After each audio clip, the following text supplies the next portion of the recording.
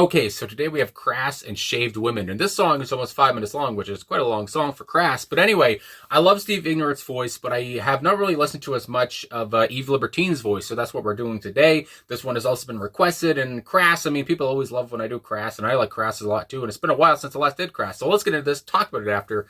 I'll shut up now, here we go. Shaved Women. Intriguing title. Shaved Women Collaborator!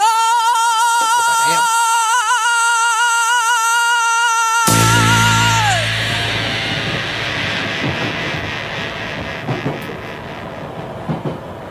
Quite the start.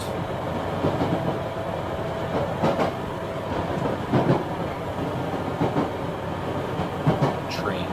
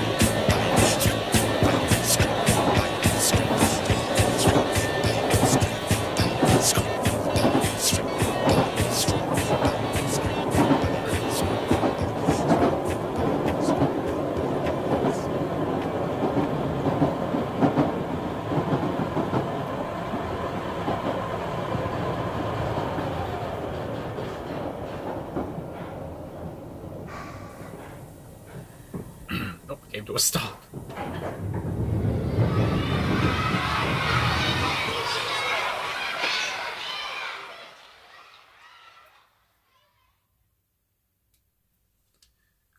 Well, there it is, Crass and Shaved Women. So as you could see there, I'm a bit stunned. I'm a bit taken aback here from Crass. I don't know why I am. I mean, I don't know what I expected here. This was fiery.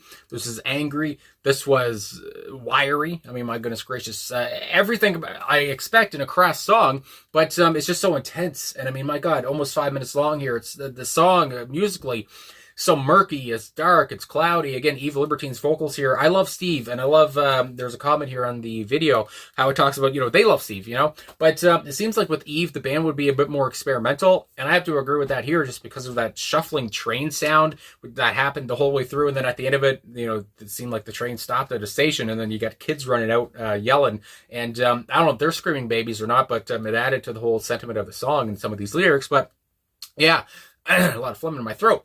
But yeah, how the kids come off at the end, and I don't know, I feel like that fit the whole thing. And then yeah, just that shuffling train sound throughout the whole thing, which is just kind of unexpected. Yeah, that dingy in a good way. What I feel like with Crass, and I don't know all of the backstory or whatever, but I feel like these, Phil Free, N.A. Palmer, again, Eve Libertine, Penny Rimbaud, all these people, it seems like they found some guitars, they found a bass, they found some drums on the sidewalk, they went into like a little recording studio, and I just played the shit out of them. It's just, I don't know, there's just that little raw, aggressive sound they have.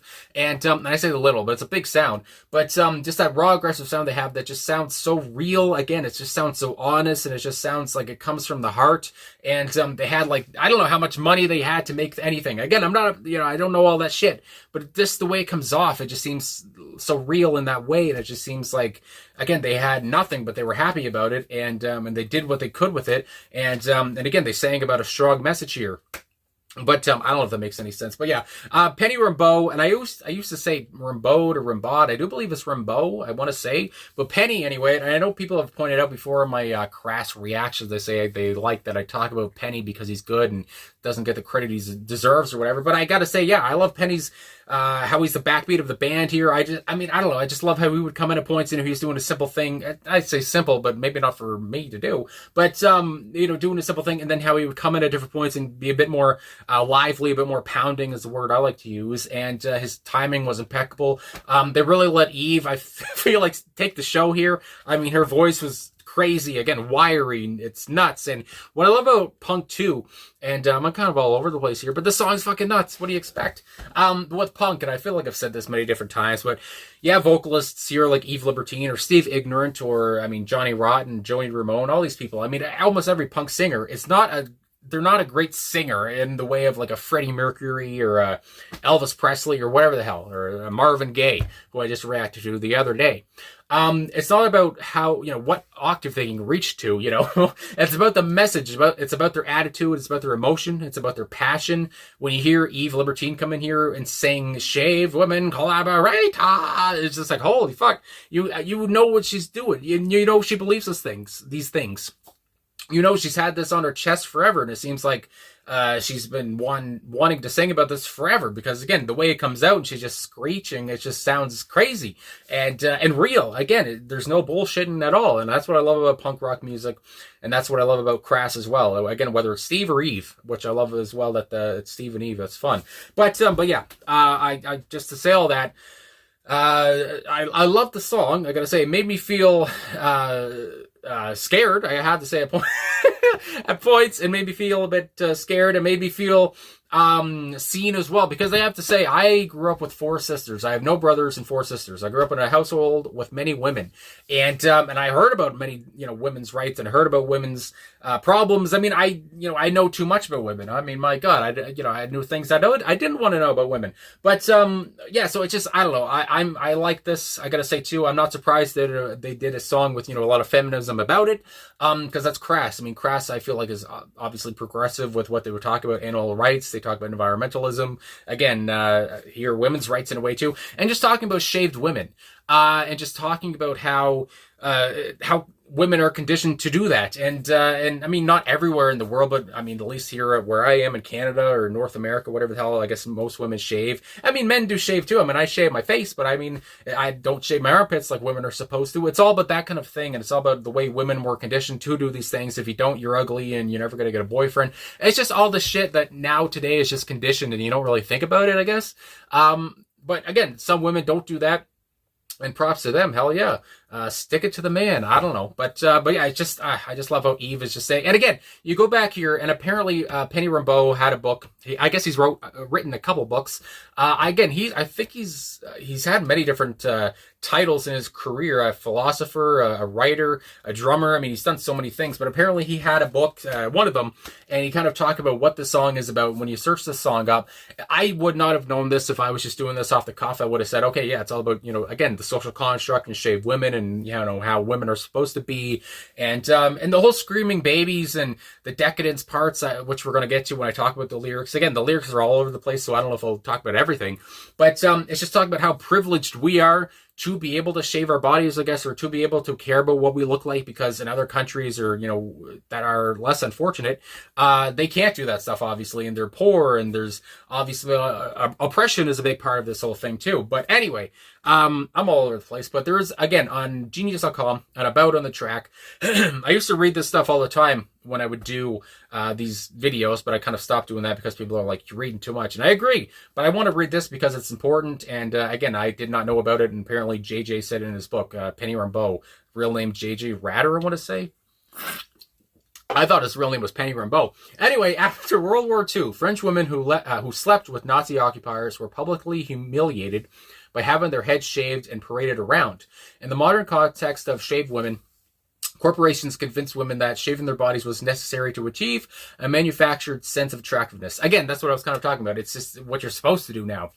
If you don't, you're seen as a freak. Therefore, women who buy into the idea of body shaming propaganda are traitors to themselves and the world for not only having the privilege to worry about what they look like, but also losing their own power over themselves. Again, to buy it, they're traitors. They're going back to this whole the times of World War II, and that shaving is, again, how it's all about oppression, and how we got.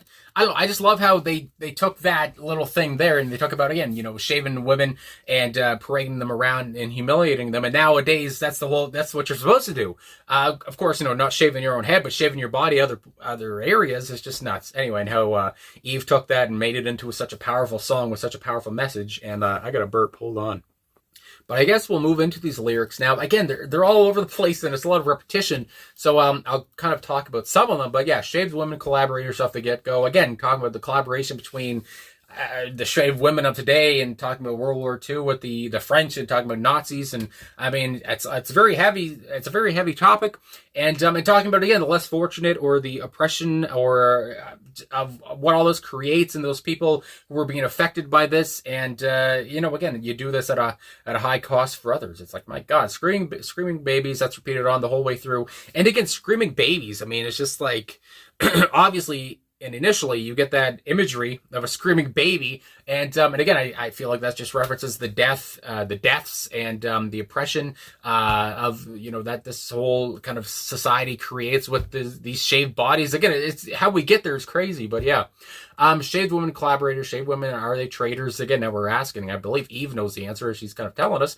Dead bodies all around. Again, I talk about the death. I talk about the oppression. I talk about what all this creates, and how we're so privileged, again, to be able to care about what we look like, while in other areas of the world, I mean, people are dying for, there's war going all over. I mean, my God, and they're not worried about what they look like. They're just worried if they're going to live or not.